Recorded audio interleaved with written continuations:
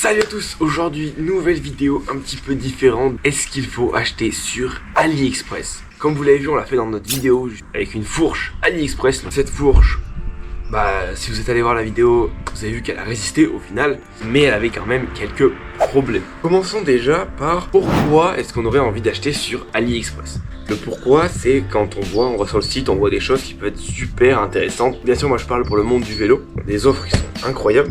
Comme par exemple des outils pour 1 euro, un kit de nettoyage, des choses comme ça, des choses vraiment pas chères qui peuvent être vraiment tentantes à acheter. Mais le problème, c'est que généralement quand c'est pas cher, il y a toujours la qualité qui doit être dégradée pour que ça puisse être vendu à ce prix là justement. Donc AliExpress, ça peut être un bon endroit pour acheter. Par exemple, une chose que j'ai acheté sur AliExpress personnellement et qui aujourd'hui fonctionne très bien et qui n'a pas de problème, c'est les vis. On voit pas de ce côté, c'est, si vous voulez, sur un plateau il y a 4 vis. Ces 4 vis là j'en avais pas et j'ai acheté sur AliExpress. Ils coûtent 1 euro et ça, c'est des vis, ça fonctionne très bien. Par exemple voilà, vous voyez cette selle là, c'est AliExpress. J'ai acheté des choses sur AliExpress, donc je sais un peu de quoi je parle quand même. Donc la raison de pourquoi acheter sur AliExpress, c'est parce que c'est vraiment pas cher, tu peux y avoir des choses intéressantes. Maintenant, qu'est-ce qui est safe d'acheter sur AliExpress? Pour ma part, je pense que ce qui reste safe, c'est les vis qui sont pas trop importantes. C'est-à-dire comme les vis de plateau, c'est bien. J'irai pas acheter par exemple une vis qui va tenir mon amortisseur. Si la vis est de mauvaise qualité, que ça se casse, ça risque de causer un petit problème. Enfin, j'imagine que si ton amortisseur se détache pendant une descente en vélo, c'est légèrement problématique. Chose qui peut être safe, comme j'ai dit là, c'est des garde-boue. Un garde-boue comme ça, un garde-boue c'est super safe à acheter, il n'y a rien. Au pire, t'auras perdu 1 euro, c'est pas grave. Pour continuer justement dans les choses safe, il y a donc tout ce qui ne risque pas de causer un accident directement. Poignée par exemple, ça peut s'acheter sur AliExpress. La qualité sera pas forcément bonne, mais ça fera office de poignée. Voilà, ça sera pas bien pire que les poignées d'origine des Nakamura ou des Rock Rider. Le milieu, que j'arrive pas trop à décider si je le mets dans l'achat ou non sur AliExpress, ça va être par exemple les pédales. Voilà, les pédales, comme celle-là. Est-ce que acheter des pédales sur AliExpress, c'est une bonne idée? C'est à vous de voir. Voilà, c'est à vous de voir.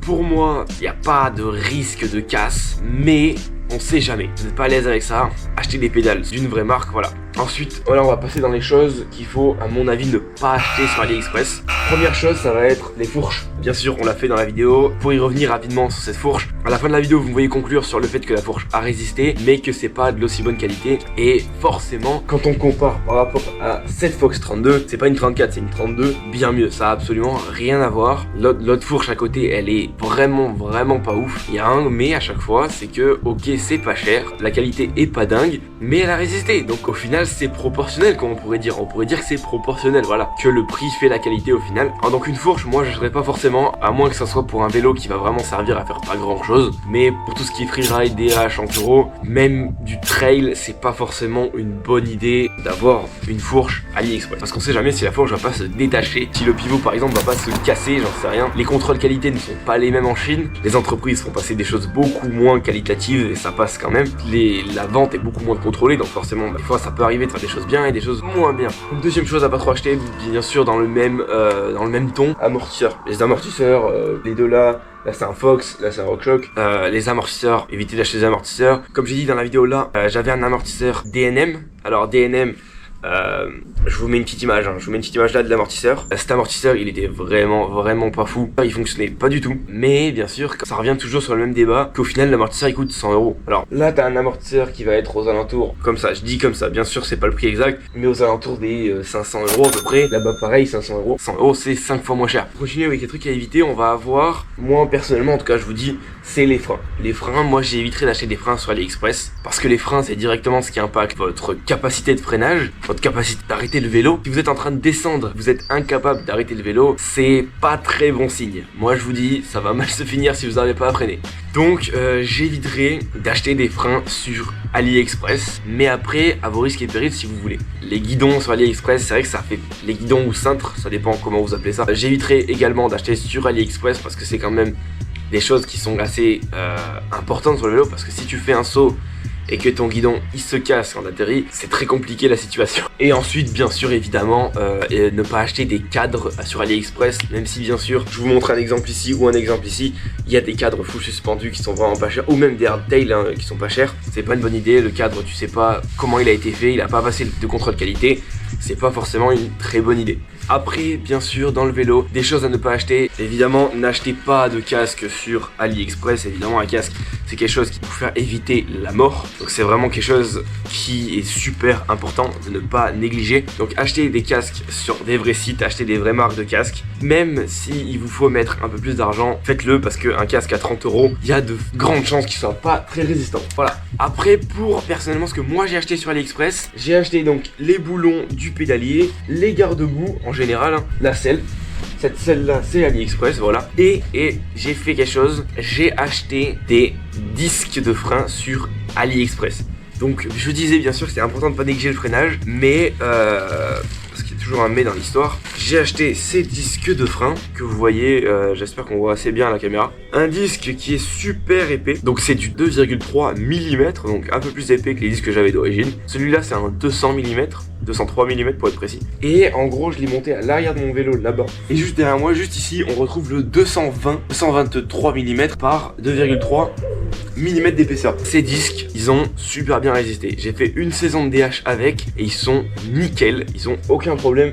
Et en plus le freinage il est incroyable par rapport à des comme cela. Par exemple cela c'est vrai que c'est des Avid en je crois 1,8 mm, ça a absolument rien à voir.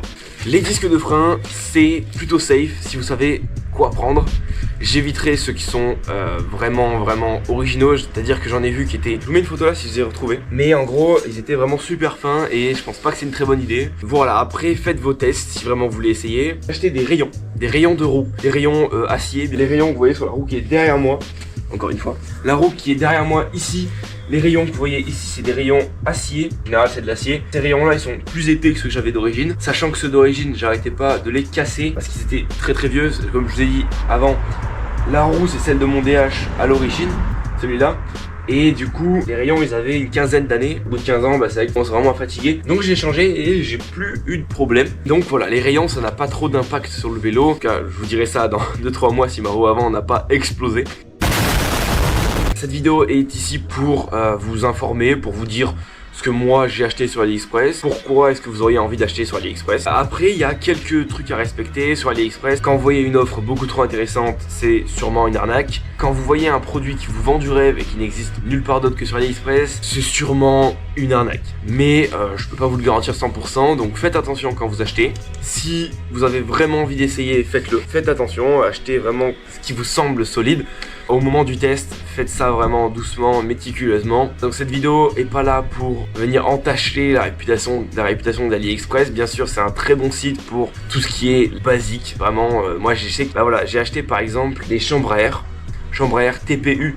Donc les TPU c'est ça, TPU c'est le latex en fait, c'est vraiment des chambres à air super légères, elles tiennent super bien et ça roule super vite, voilà, y a pas de souci. Mais voilà, après tout ce qui tient à votre vie, évitez de l'acheter sur AliExpress. Cette vidéo est pas là pour essayer de vous dissuader d'acheter sur AliExpress. Faites attention à ce que vous achetez. Bien sûr de la mauvaise qualité, il y en a de partout et encore plus sur AliExpress parce que il y a énormément de vendeurs différents. Si vous avez une idée de produit qu'il faudrait acheter sur AliExpress et que vous aimeriez qu'on teste dans une vidéo, qu'on fasse vraiment un test en profondeur, dites-le nous en commentaire.